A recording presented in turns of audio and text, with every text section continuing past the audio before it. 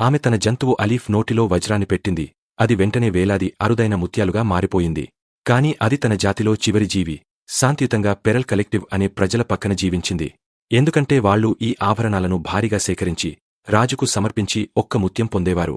అందుకే ఆ మారిన జంతువు దాన్ని వేలాది కాపీలుగా మార్చి గ్రహం హృదయం వైపు పంపింది.